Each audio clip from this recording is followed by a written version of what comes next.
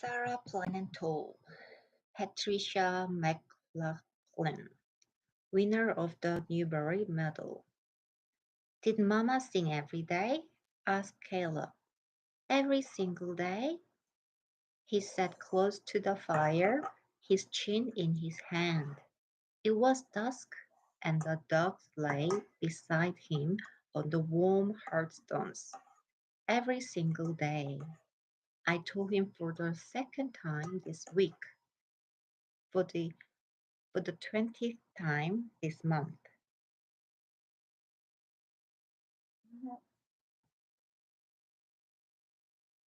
The 100th times this year. And the past few years? And did Papa sing too? Yes, Papa sang too. Don't get so close, Caleb. You'll hit up. He pushed his chair back. It made a hollow scraping sound on the hearthstones, and the dog stirred. Lottie, small and black, wagged her tail and lifted her head. Nick slept on. I turned the bread dough over and over on the marble slab on the kitchen table. Well, Papa doesn't sing anymore, said Caleb very softly. A log block apart and cracked in the fireplace. He looked up at me. What did I look like when I was born? You didn't have any clothes on, I told him. I know that, he said. You look like this. I held the bread dough up in a round pail bowl. I had hair, said Caleb seriously. Not enough to talk about, I said. And she named me Caleb, he went on, filling in the old familiar story. I would have named you Troublesome, I said, making Caleb smile. And Mama handed me to you in the yellow blanket and said, he waited for me to finish the story and said, I sighed. And Mama said, isn't he beautiful, Anna? And I was. Caleb finished.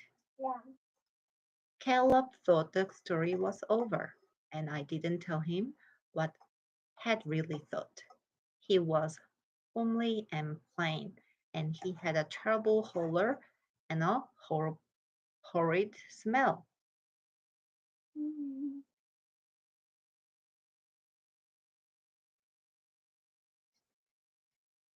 But these were not the worst of him.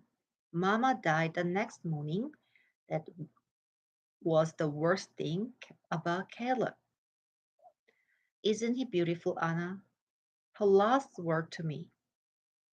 I had gone to bed thinking how wretched he looked, and I forgot to say good night. I whipped my hands on my apron and went to the window. Outside, the prairie reached out and touched the places where the sky came down. Though winter was nearly over, there were patches of snow and ice everywhere. I looked at the long dirt road that crawled across the plains, remembering the morning that Mama had died, cruel and sunny. They had come for her in a wagon and taken her away to be buried. And then the cousins and aunts and uncle had come and tried to fill up the house, but they couldn't. Slowly, one by one, they left, and then the days seemed long and dark like winter days, even though it wasn't winter, and Papa didn't sing. Isn't he beautiful, Anna? No, Mama. It was hard to think of Caleb as beautiful. It took 3 whole days for me to love him. Sitting in the chair by the fire, Papa washing up the supper dishes. Caleb's tiny hand brushing my cheek, and a smile. It was the smile I know. Can you remember her song? Asked Caleb. Mama's songs?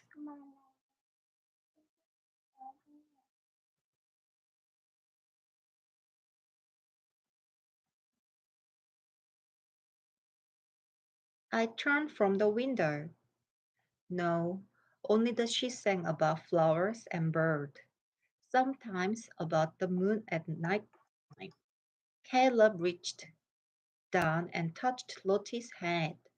Maybe, he said, his voice low, if you remember the songs, then I might remember her too. My eyes widened and tears came.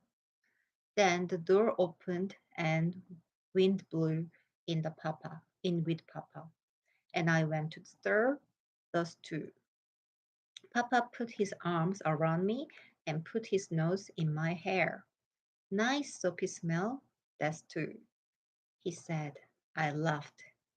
That's my hair. Caleb came over and threw his arm over Papa's neck and hung down as Papa swung him back and forth. And the dog sat up. Cold in town, said Papa. And Jack was bestie. Jack was Papa's horse that he'd raised from a colt. Rascal, murmured Papa, smiling because no matter what Jack died, Papa loved him. Jack did, Papa loved him. I spooned up the stew and lighted the oil lamp, and we ate with the dogs crawling under the table, hoping for a spill or hands out. Papa might not have told us about Sarah that night if Caleb hadn't asked him the question. After the dishes were cleared and washed, and Papa was filling the tin pail with ashes, Caleb spoke up. It wasn't a question, really. You don't sing anymore, he said. He said it hushed, not because he meant to, but because he had been thinking of it for so long. Why? He asked more gently. Slowly, Papa straightened up. There was a long silence, and the dogs looked up, wondering at it. I've forgotten the old songs, said Papa quietly. He sat down. But maybe there's a way to remember them. He looked up at us. How? Asked Caleb eagerly. Papa leaned back in the chair. I placed an advertisement in the newspaper for help. You mean a housekeeper? I asked, surprised. Caleb and I looked at each other and burst out laughing, remembering Hilly, our old housekeeper. She was round and slow and shuffling. She snowed in a high whistle at night like a tea kettle and let the fire go out. No, said Papa slowly, not a housekeeper. He paused. A wife. Caleb stared at Papa. A wife? You mean a mother? Nick slid his face onto Papa's lap, and Papa stroked his ear. That too, said Papa, like Maggie. Matthew, our neighbor to the south, had written to ask for a wife and mother for his children, and Maggie had come from Tennessee. Her hair was color of turnip, and she laughed. Papa reached into his pocket and unfolded a letter written on white paper. And I have received an answer. Papa read to us.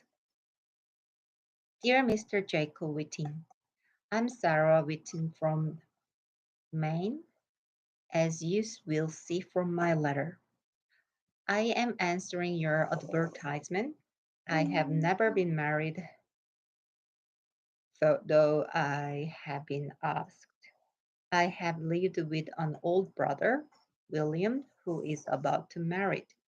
His wife to be is young and energetic. I have always loved to live by the sea, but at this time I feel a move is necessary. And the truth is, the sea is as far east as I can go. My choice, as you can see, is limited. This should not be taken as an insult.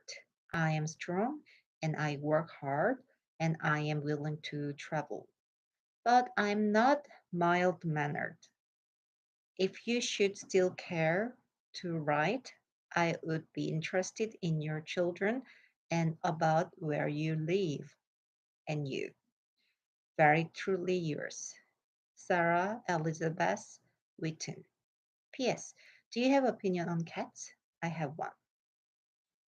No one spoke when Papa finished the letter. He kept looking at it in his hand, reading it over to himself. Finally, I turned my head a bit to sneak a look at Caleb. He was smiling. I smiled too. One thing, I said in the quiet of the room.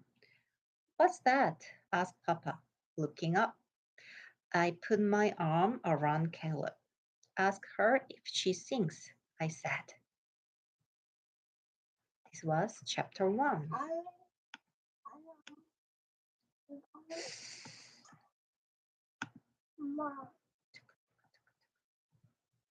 End stream.